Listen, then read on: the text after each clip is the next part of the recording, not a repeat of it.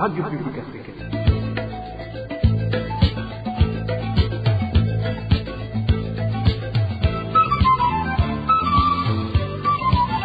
Radio Publique Africaine.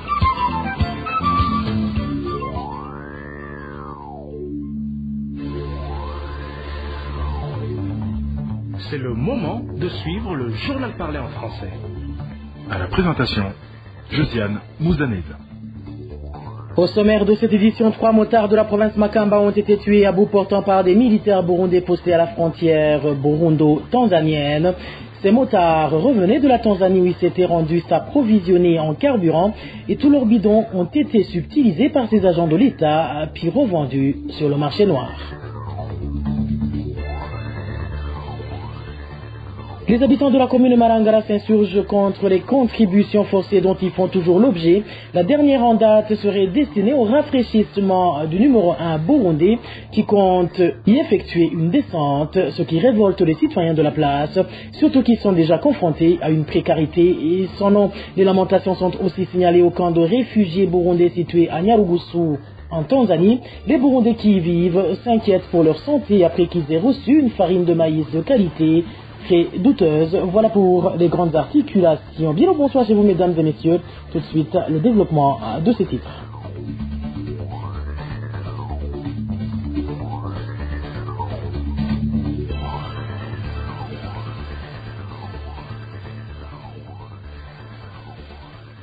Bonsoir. Le comportement sauvage et brutal de certains policiers affectés en province Gitega choque les citoyens de la dite province.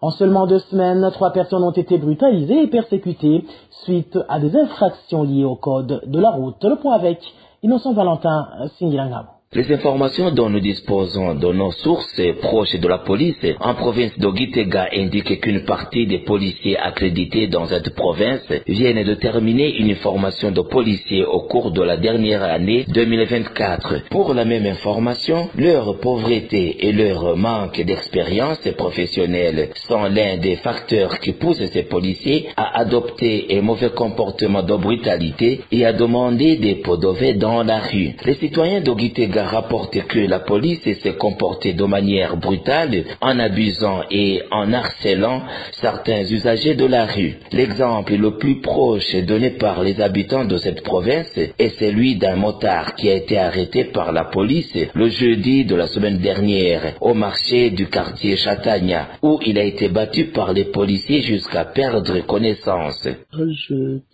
C'était jeudi de la semaine dernière lorsque les policiers ont arrêté un motocycliste et après une dispute, les policiers ont brutalisé le motocycliste et lui ont cogné la tête au sol. Ils l'ont tabassé jusqu'à ce qu'il perde connaissance. Une semaine avant cet incident, les policiers sont accusés d'avoir battu une femme enceinte qui assistait comme tant d'autres lorsque la police poursuivait un automobiliste. Avant cet incident, les policiers avaient arrêté un automobiliste et alors qu'il manœuvrait pour s'arrêter, un policier a pris la clé de la voiture et cette dernière a fait des mouvements vers l'arrière jusqu'à percuter une autre voiture qui se trouvait sur place. Alors que les gens appelaient à l'aide, une femme enceinte est apparue sur les lieux et un policier l'a battue jusqu'à ce qu'elle tombe au sol et perde connaissance. Les citoyens de la province Gitega demandent au commissaire provincial de la police de donner une formation professionnelle complémentaire aux policiers qui commettent des infractions graves sans leur laisser de sanctions. À ce propos, nous n'avons pas pu joindre le commissaire provincial de police en province Gitega, le colonel Évariste Abogolimana, pour recevoir sa réaction. Merci à toi Innocent Valentin Singilangabo. En parlant justement de cette barbarie des agents de l'État, 3 citoyens originaires de la province Makamba ont été tués par des militaires burundais alors qu'ils revenaient de la Tanzanie. Les victimes étaient des motards qui s'étaient rendus dans ce pays pour s'approvisionner en carburant. Selon nos sources, ces militaires auraient tué ces gens pour leur voler le carburant qu'ils avaient en leur possession. Suivez le témoignage de cet habitant de la place qui demande au gouvernement de mettre fin à ces massacres des innocents et à poursuivre les auteurs de ces crimes.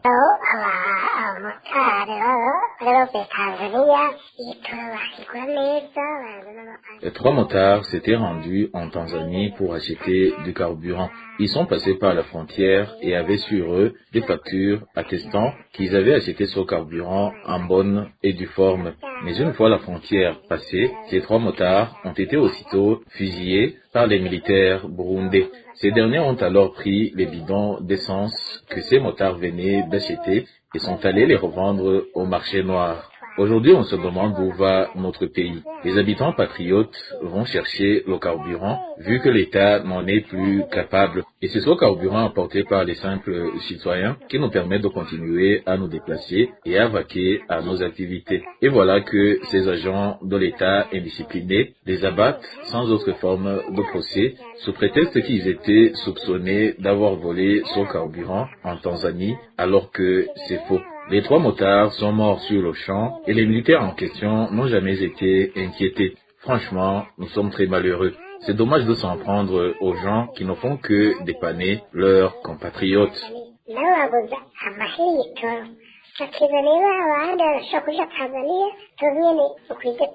Rappelons que le 10 courant 2 autres habitants, mais cette fois-ci originaires de la province Cibitoke, ont été abattus par des militaires prestants à Nyamitanga, ce qui ramène à 5 le nombre de citoyens burundais tués dans de pareilles circonstances, et ce, en moins de 2 semaines. Pourtant, les auteurs n'ont jamais été poursuivis par la justice.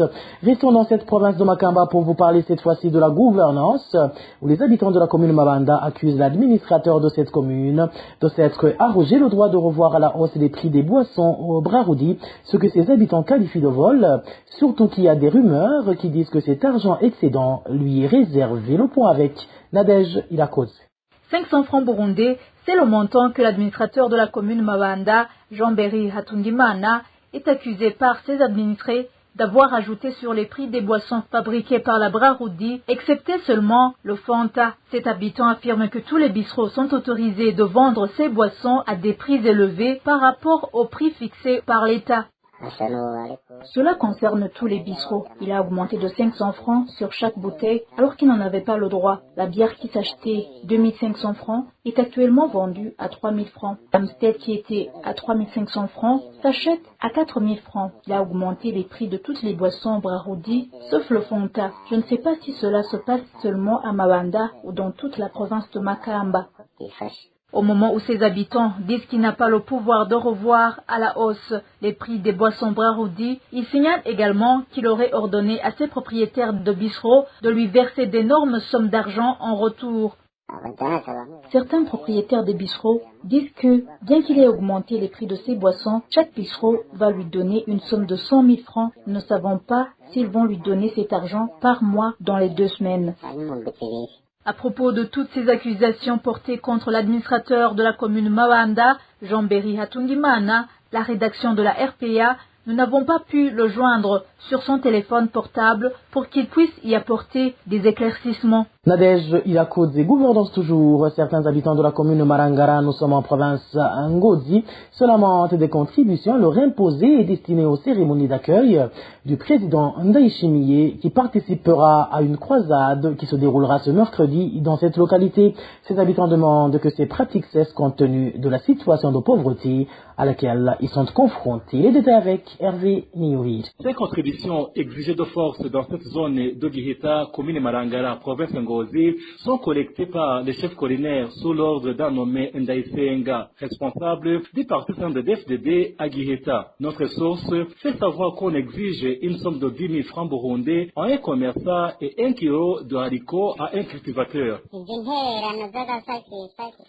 Ces contributions que nous sommes obligés de donner et dont les quittances ne sont pas données nous attristent beaucoup. Il a donné un ordre qu'il passe dans chaque ménage et collecte de haricots et de la hija et puis on enregistre seulement sur un papier.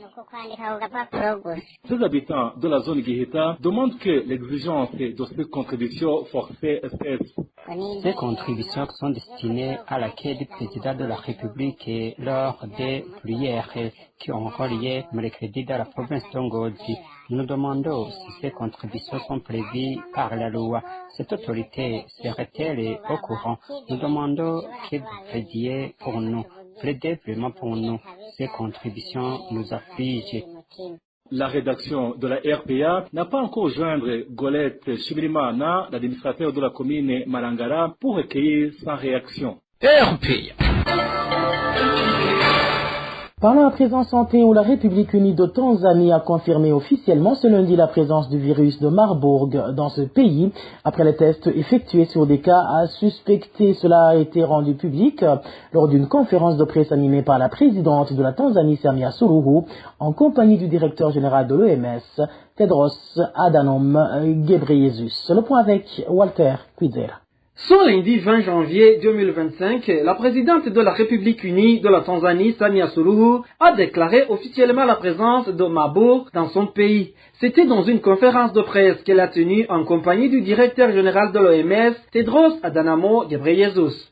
Samia Suluhu a indiqué que dans les récents tests effectués, seul un cas a été testé positif. Des tests effectués au laboratoire mobile Kabaile à Kagera et confirmés plus tard à Dar es Salaam ont identifié un patient comme étant infecté par le virus de Marburg. Les autres cas suspects ont été testés négatifs. De plus, ce n'est pas la première fois que cette épidémie s'observe en Tanzanie, car elle avait déjà fait son apparition dans notre pays en mars 2023. In the same Kagera region.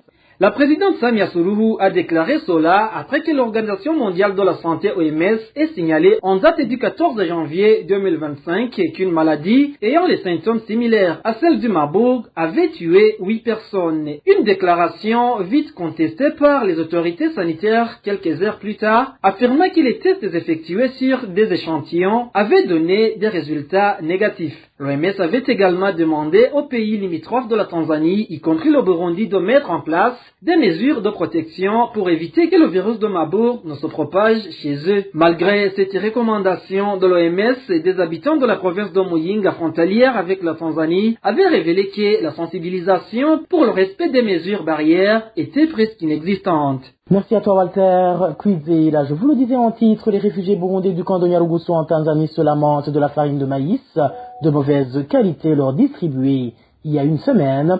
Ces réfugiés indiquent qu'ils ont peur de tomber malades. Le point avec Elvis Nyongongere.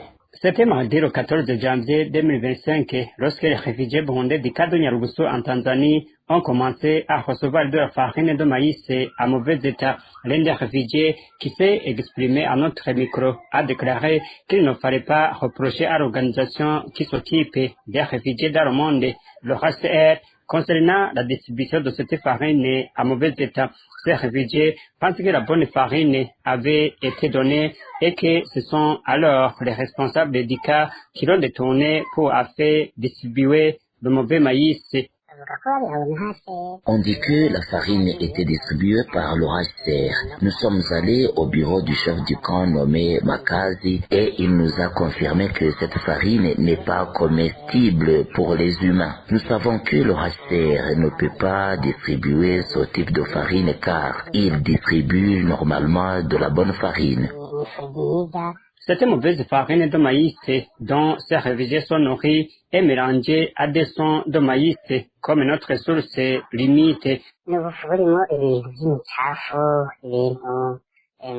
C'est une farine qui contient des déchets appelés mapumba en swahili. Ce sont les déchets qui restent lorsque le moulin moud le maïs. Ces déchets sont collectés en partie pour être valorisés pour les éleveurs de porc. En plus de la quantité insuffisante qu'ils perçoivent, ces réfugiés craignent de tomber malades à cause du son de maïs qu'ils mangent. Nous constatons que c'est une façon de détruire notre santé. Ils veulent qu'on meure de l'estomac suite à ce mélange de farine. En plus de cela, ils nous en donnent une petite quantité. À ce propos, nous n'avons pas encore pu joindre le chef du cadre de Nyarugusu en Tanzanie nommé Siasa Manjenje pour donner sa version de lamentation de ces réfugiés. Et voilà, amis fidèles de la RPA, c'est sur le reportage de mon confrère Elvis Mungeli que nous mettons fin au journal en français de ce mardi 21 janvier 2025. Merci pour votre aimable écoute. Merci également aux équipes rédactionnelles et techniques pour leur franche et parfaite collaboration. À la présentation de ce journal, vous étiez avec Josiane Moudaneza. Passez de bons moments chez vous. Au revoir.